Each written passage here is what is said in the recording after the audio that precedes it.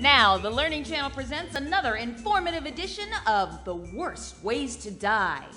The program about really horrible, gruesome ways to bite the big one. I'm Darcy Pepler, your host, and I'd like to welcome our panel. First, head of the forensics department at MIT, Dr. Kelton Garwood. Hello. I didn't know the Massachusetts Institute of Technology had a forensics department, Doctor. Well, actually, it's the Missouri Institute of Technology.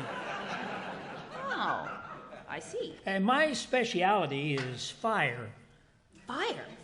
So you work on arson investigations and things like that? No, I just think fire is cool. Okay. Our next guest is writer Sheila Manthorne, author of 100 Most Horriblest Bear Attacks. Hello, good to be here, Darcy.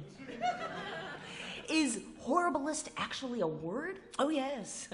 As you can see, it's on the cover of my book, so yes, it is a word. All right. And finally, owner-operator of Extreme Travel Tours, Steve Braithwaite. Hey there.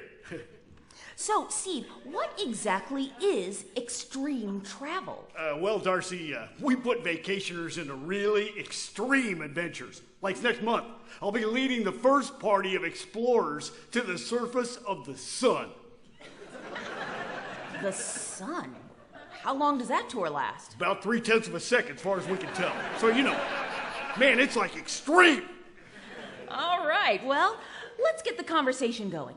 Sheila, your book is about bear attacks. Yes, it is. Some might say that being killed by a bear is the worst way to die. Oh, yes. First and foremost, of course, there's all the tearing and biting, and that's pretty horrible. If I may, Darcy? Yes, Dr. Garwood. An even worse way to die would be if you were on fire while being killed by a bear.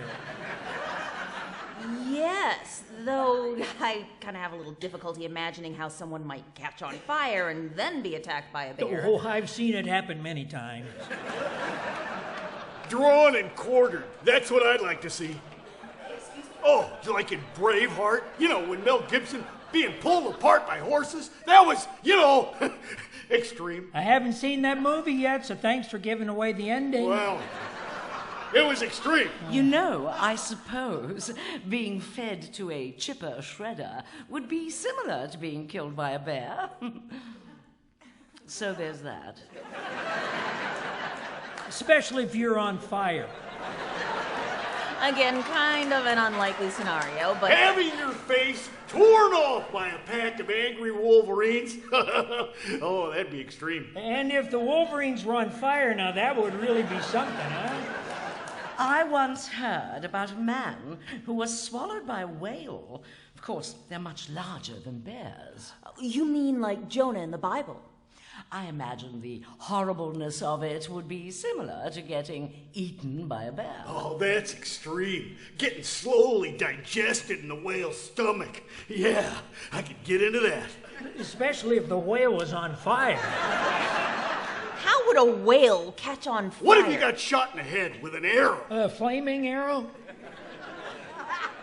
No, but a really big arrow. Like the kind they shoot from a giant crossbow. I mean, that'd just take your head right off.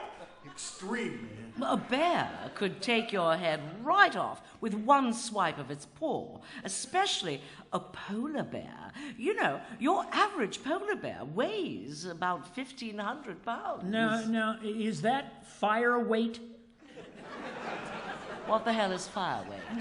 The bear's weight when it's on fire. There's no such thing. Oh, I beg to differ. What if you got cut in half by a giant razor blade? Ow! Oh, that'd be extreme, wouldn't it? And if you're on fire at the time, That would never work with a bear. Boiled alive. Oh, that's how I want to go. That'd be a rush. Oh, you know what else it'd be? Extreme? Extreme, yeah. Okay, well, I think we are out of time for today. Thank you, panelists, for enlightening us about the worst ways to die. Moose attacks can be worse than bear attacks, though. So it's in my next book, 100 Most Grossest Moose Attacks. Oh, that's extreme. Now, are moose prone to get catched on they fire can. at all? I'm Darcy Pepler. Good night, everybody. Disgusting.